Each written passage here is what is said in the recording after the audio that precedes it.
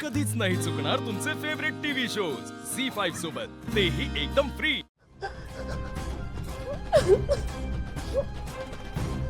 बोलायचं नाही म्हणजे याला काय अर्थ आहे? तुझ्या मनात माझ्याविषयी अजून राग आहे। अरे दादा, राग वगैरे सगळं समजू शकतो मी। मुळात घरातल्या मोठ्यांची नीट वागायला पाहिजे, नीट बोलायला पाहिजे, एवढी अक्कल नाही यांना। मी बाळा रडू नकोस, नको रडू।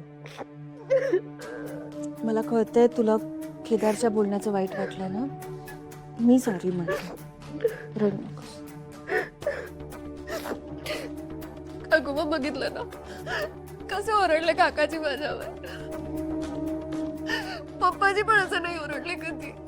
म्हणूनच तर मी बोलले ना त्याला, पण तू बघितलंस ना, तो ऐकूनच घ्यायला तयार नव्हता। काकूबा काय सुरू केलंय काकाजीने अचानक? तेच तर ना, आता थोड्या वेळापूर्वी आमच्या बेडरूम मध्ये सुद्धा मला तो हेच सांगत होता। बघ किती रडतेय ती, किती वाईट वाटतंय तिला। प्लीज आता परत नको ओरडू तिला। सॉरी फाल्गुनी, खरंच सॉरी। मगाशी माझा आवाज वाढला, पण प्लीज समजून घेण्याचा प्रयत्न करा। मी हे सगळं आपल्या सगळ्यांच्या भल्यासाठी सांगतोय। आणि झालं ना आता, किती दिवस आपल्या मनात राग ठेवून आपण वागणार आहोत? कधी ना कधीतरी हे विसरायला हवं ना। काकाजी पण केम, पप्पाजी तुमच्याशी जसं वागले ते तुम्ही विसरू शकता, आम्ही नाही। हो केदार, आणि मला एक गोष्ट कळत नाहीये, तू हे सगळं कसं काय विसरू शकतोस? मी तेच सांगण्याचा प्रयत्न करतोय ना, मी हे सगळं विसरलोय। आता तरी तुम्ही विसरा। केदार हे बघ केतकी, मला असं वाटतं की आपल्या घरात आपण सगळ्यांनीच आनंदाने, गुण्या गोविंदाने राहायला हवं। म्हणूनच झालं गेलं विसरून जा आणि दादाशी नीट बोला, नीट वागा त्याच्याशी। सॉरी काकाजी, तुम्ही मला काही पण बोला, पण मी पप्पाजीशी नीट बोलणार नाही। मला भीतीच वाटते काकूबा। पप्पाजीने तुमच्याशी जसं केलं तसं तेजस बरोबर केलं तर? तेजस तर त्यांचा सावत्र मुलगा आहे ना। अगं पण दादा तेजसला सावत्र मुलगा नाही मानत, अद्वैत तितकंच प्रेम करतो त्याच्यावर। केदार, कसं आहे ना, तेजस आणि हिच्या मनामध्ये भीती बसली, त्यामुळे ते भाऊजींशी नीट नाही वागू शकत। खरं तर माझ्याही बाबतीत तेच आहे। भाऊजी दिसले ना की 26 वर्ष मी कशी काढली आहेत ना, ते सगळं आठवतं मला। अरे पुन्हा तेच? केतकी, मला असं वाटतं की आपल्या सगळ्यांपेक्षा दादा वयाने मोठा आहे, आणि आता या वयात त्याला कुठल्याही प्रकारचा त्रास आपल्यामुळे व्हावा असं मला वाटत नाही। तेव्हा प्लीज त्याला माफ करा। हे बघ केदार, तुझ्या एवढं मोठं मन आमचं नाहीये, मी नाही माफ करू शकत। मी पण नाही। पुन्हा तेच? अरे काय नाटकं चालवली आहेत तुम्ही? अजून किती वेळा सांगितल्यानंतर कळणार आहे तुम्हाला? हे बघ, दादा माझा मोठा भाऊ आहे, आणि माझ्या मोठ्या भावाला या घरात त्रास झालेला मला चालणार नाही। मी ते खपवून घेणार नाही, कळलंय? इतक्यांदा समजावूनही पुन्हा पुन्हा तेच।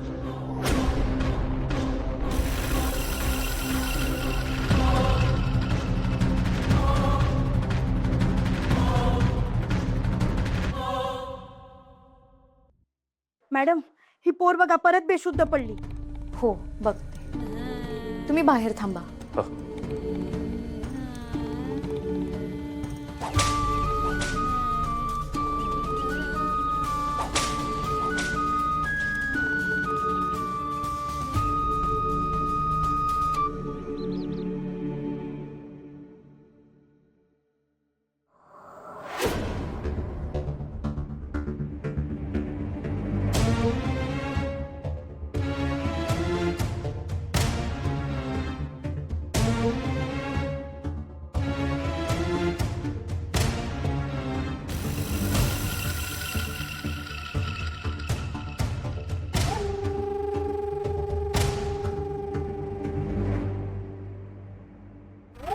सर बस बस बस बस सर, थांबा।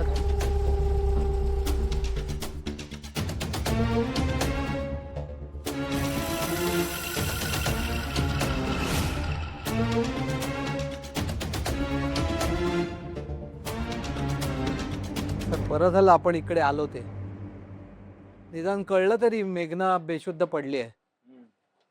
आता खूप मोठी अडचण झाली असती सर.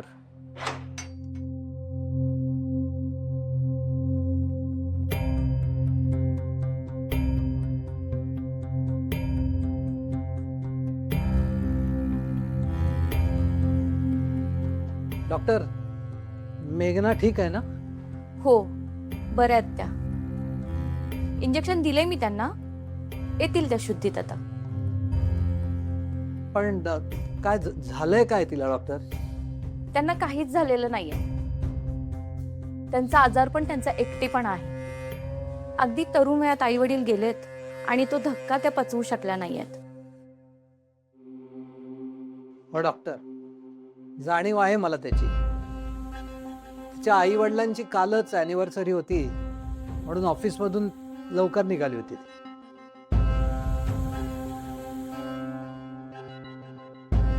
होय हो, आई बापाच्या लय जवळची आहे पोरगी. हो, खूप साधी आणि सरळ मुलगी आहे ही.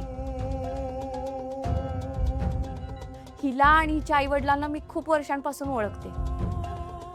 पण त्या ऍक्सिडेंटमध्ये गेले आणि हिला प्रचंड मोठा धक्का बसला.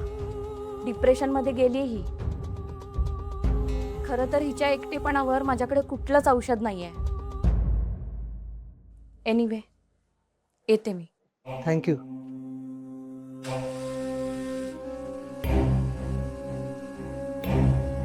ज्या वयात आई बापाची गरज असते ना त्या वयात एकटी पडली ही. हो, मला मान्य आहे तुमचं म्हणणं. आणि अशा ह्या अवस्थेत अशा अनाथ मुलीची काळजी कोण घेणार हो?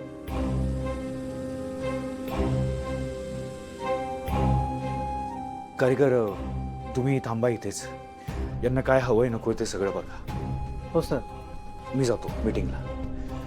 पण ती फाईल ताई, मेघना एक ऑफिसची फाईल घेऊन आली होती. त्याच्याबद्दल तुम्हाला काही कल्पना आहे? थांबा थांबा, आता शोधताना ना इथं बघितली होती, बघते. ही बघा, ही आहे काय? हो, थँक्यू मॅडम.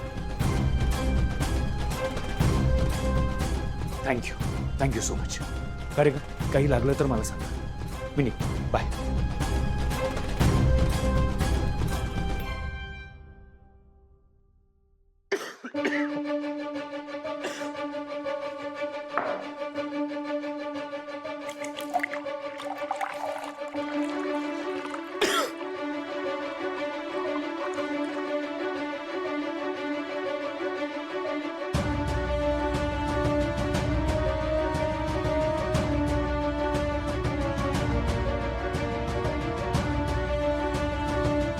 सांग कधी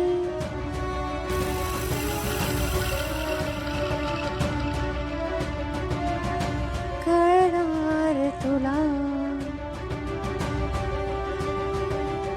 भाव माझा मनातला. झी 5 ॲप डाउनलोड करा आणि पहा सर्व एपिसोड्स एकदम फ्री.